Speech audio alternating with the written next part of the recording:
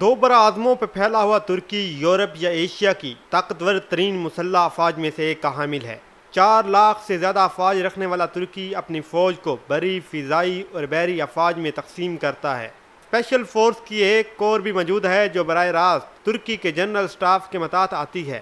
ترک فوج نے سرد جنگ کے دوران وارسا پیکٹ کے خلاف ایک فصیل کا کردار ادا کیا اور بلغاریہ، رومانیہ اور سوویت یونین کا سامنا کیا، جو جنگ کی صورت میں تھریس کو چلتی ہوئی ابنائے باسفور پر قبضہ کر لیتی۔ سوویت یونین کے ٹوٹنے کے بعد ترک افواج میں کمی کی گئی، جو 3,70,000 سے کم کر 2,60,000 کر دی گئی۔ ترک فضائیہ خطے کی مضبوط ترین فضائی قوتوں میں سے ایک ہے، جو تقریباً 300 F-16 طیاروں پر مشتمل ہے۔ ترک بحریہ مشرقی بحر روم کی بڑی بحری طاقتوں میں سے ایک ہے، جن کی درجن سے زیادہ آبدوزیں اور ایک مرین انفینٹری بریگیڈ بھی ہے۔ ترکی کا بیشتر فوجی ساز و سامان غیر ملکی ہے، لیکن وہ اس وقت اپنی ملٹری انڈسٹریل بیس تیار کرنے کی کوشش کر رہا ہے۔ ترکی مقامی طور پر بنائے جانے والے ٹینکوں، راکٹوں اور میزائلوں پر کام کر رہا ہے اور غیر ملکی دفاعی اداروں کے ساتھ تعاون بڑھا رہا ہے۔ ترک کمپنیاں F-35 جوائنٹ اسٹرائک فائٹر کی سب کنٹریکٹر بھی رہی ہیں، اور ترکی اب اپنا لڑاکا طیارہ بھی بنا رہا ہے۔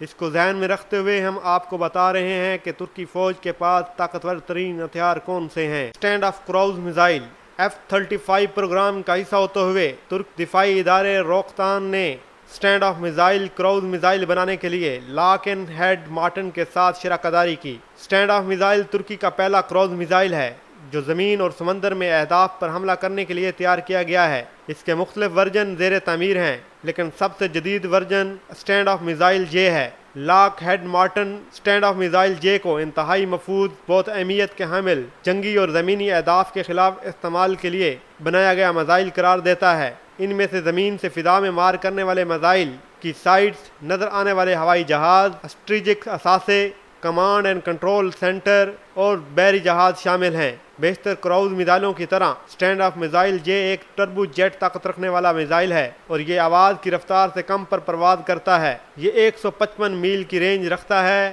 اور انتہائی دھماکہ خیز وار ہیڈ کا حامل ہے جو مضبوط اہداف کے خلاف انتہائی مؤثر ہوتا ہے۔ لیپرڈ 2 ٹینک ترکی کا اہم ترین ٹینک جرمن ساختہ لیپرڈ 2 ہے۔ لیپرڈ 2 ایک جدید کمپوزٹ بختر، 120 ملی میٹر کی اسموتھ بورگن اور ایک 1500 ہارس پاور کا ڈیزل انجن رکھتا ہے۔ لیپرڈ 2 مغربی جرمنی کی افواج کے لیے تیار کیا گیا تھا، جس نے اسے سوویت یونین اور وارسا پیکٹ ممالک کے خلاف ایک زبردست ٹینک طاقت بنایا، اور اپنے عروج پر جرمن افواج نے 2100 لیپرڈ ٹینک استعمال کیے۔ سرد جنگ کے خاتمے اور جرمنی کے اتحاد کے ساتھ ٹینک طاقت کو گھٹا دیا گیا، اور ترکی ان کئی ممالک میں سے ایک تھا جس نے یہ استعمال شدہ لیپرڈ 2 ٹینک خریدے۔ ترکی کئی 100 لیپرڈ ٹینک رکھتا ہے، لیکن یہ ٹینک کئی اضافی خوبیاں نہیں رکھتے، بالخصوص اضافی بختر، جیسا کہ جرمنی، سنگاپور اور سویڈن کے زیر استعمال لیپرڈ 2 ٹینک میں ہیں۔ 2016 میں کم از کم 10 ترک لیپرڈ 2 ٹینک داعش کے خلاف آپریشن کے دوران ان کے اینٹی ٹینک گائیڈڈ میزائلوں کے ہاتھوں تباہ ہوئے۔ F-16 ترک ہوائی قوت یعنی ترک فضائیہ امریکہ سے باہر F-16 استعمال کرنے والی بڑی فضائی قوتوں میں سے ایک ہے۔ ترک فضائیہ تقریباً 270 F-16 رکھتی ہے اور انہیں 158 لڑاکا اور 87 تربیت کار طیاروں میں تقسیم کرتی ہے۔ ترکی F-16 بلاک 30، 40 اور 50 جیٹ طیارے رکھتا ہے۔ ترکی نہ صرف F-16 طیارے چلاتا ہے بلکہ ان چند ملکوں میں سے ایک ہے جو طیارے بناتا بھی ہے۔ اس سے حاصل کردہ تجربے نے ملک کے اپنا پہلا مصنوعی طیارہ TFX بنانے کی سمت رہنمائی بھی کی۔ اس لڑاکا طیارے کی ایک نقل کی رونمائی 2019 کے پیرس ایئر شو میں کی گئی۔ ترکی دراصل اپنے پرانے بلاک 30 F-16 طیاروں کو F-35 سے بدلنا چاہتا ہے۔ ٹائپ 14 209 آبدوزیں ترکی 14 ٹائپ 209 آبدوزیں چلاتا ہے۔ بحر روم میں سب سے بڑے زیر آب بیڑوں میں سے ایک ہے۔ یہ آبدوزیں 1972 سے لے کر 2002 کے درمیان ترک فوج کا حصہ بنی، جن کی فراہمی کا سلسلہ 2008 تک جاری رہا۔